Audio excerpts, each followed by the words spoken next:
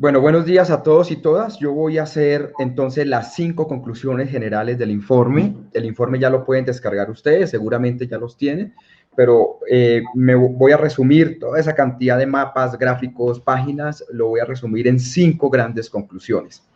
Primera conclusión, el calendario electoral comenzó el 13 de marzo del presente año y este informe va hasta el 23 de agosto, es decir, más o menos 5 meses.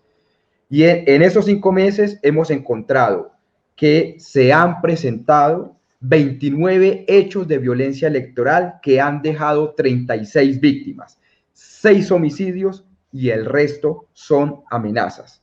29 hechos con 36 víctimas que incluyen 6 homicidios y el resto son amenazas.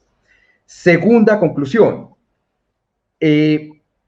los autores tradicionalmente, en los años 80, los que asesinaban muchos políticos de oposición y los amenazaban y los secuestraban, eran los grupos paramilitares y 90. También las FARC, que asesinaban concejales del Partido Liberal, Partido Conservador, en su famosa estrategia de vacío de poder. Esta vez, nosotros encontramos que más del 70% son autores particulares, son sicarios, son mercenarios, y no son las grandes estructuras armadas o organizaciones criminales, como por ejemplo las disidencias, el ELN, el Clan del Golfo, el EPL, que tienen, o los caparrapos, que tienen algún nivel de participación, pero la gran mayoría son autores indeterminados, lo cual coincide con 2019 y lo cual coincide con el asesinato o las victimizaciones a líderes o lideresas sociales.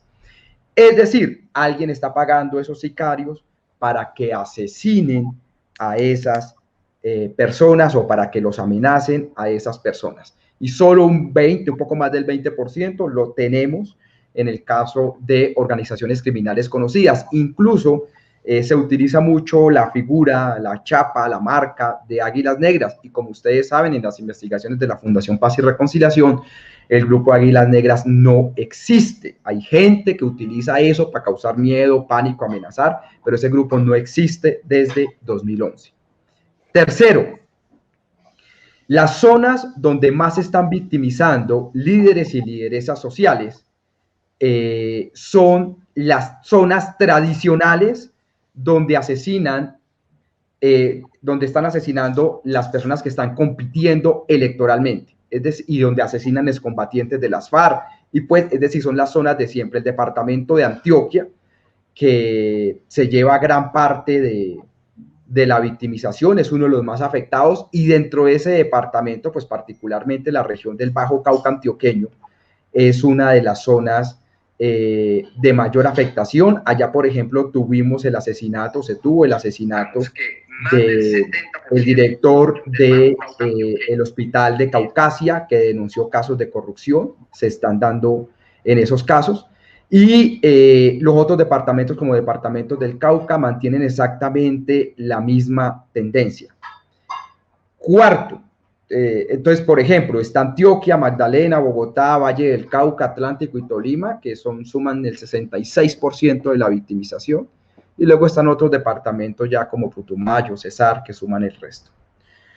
Cuarto, las fuerzas políticas más victimizadas son particularmente el Partido Alianza Verde, con el 29%, el Partido Liberal, que son de las fuerzas tradicionales, con el 17%, Maíz con el 13%, Colombia Humana con el 13%, pero Maíz y Colombia Humana hacen parte del pacto histórico, es decir, sumarían el 26%, y son las fuerzas políticas más victimizadas. Esto tiene dos connotaciones. La primera es que los partidos de oposición son los más victimizados, a excepción del Partido Liberal, que es un partido declarado en independencia, aunque ha tenido participación en el gobierno.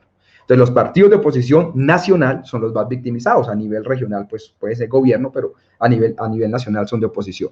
Y lo segundo es que el cambio que hay es que para las elecciones de 2019, que eran locales, el Centro Democrático tenía una alta participación en estos niveles de amenazas y ya no lo tiene. Vamos a ver, este es el primer informe, pero ese sería el cambio con respecto a 2019. Vuelvo y repito, Partido Verde, Partido Liberal, Maíz, Colombia Humana son los más victimizados. Quinta conclusión, y es la pregunta del millón: ¿por qué los están amenazando? ¿Por qué los amenazan? ¿Por qué los asesinan? ¿Qué es lo que está pasando? Pues básicamente, aunque hay varias circunstancias, Hay tres grandes explicaciones.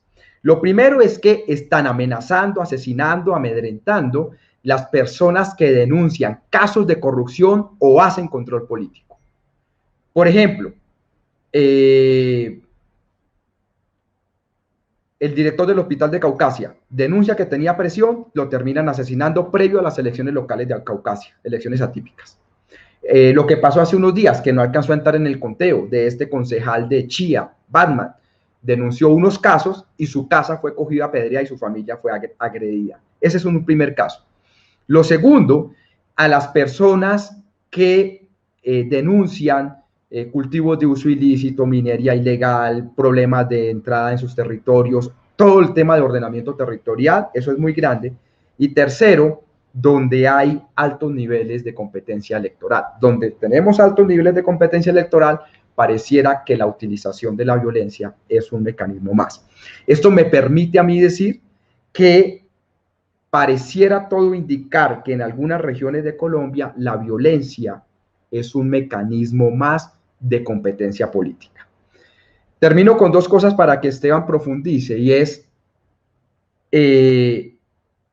muy concentrado y muy identificable dónde está pasando esta victimización. Y aunque le hemos pedido al Estado Nacional, al gobierno del presidente Iván Duque, que cree un plan de choque de protección a candidatos y candidatas, líderes y lideresas, no hay capacidad de reacción o no quieren reaccionar. Y lo segundo, que también esto es muy importante, es que este es el primer informe. Entonces, si bien hay unas tendencias, ahí pues hay que tener cuidado con pensar que esto va a ser así. Seguramente a medida que se acerquen las elecciones, esto va a ser más intenso y seguramente, como ha sido tradicional, los meses de enero y febrero van a ser los más violentos. Esas serían las conclusiones, Jun.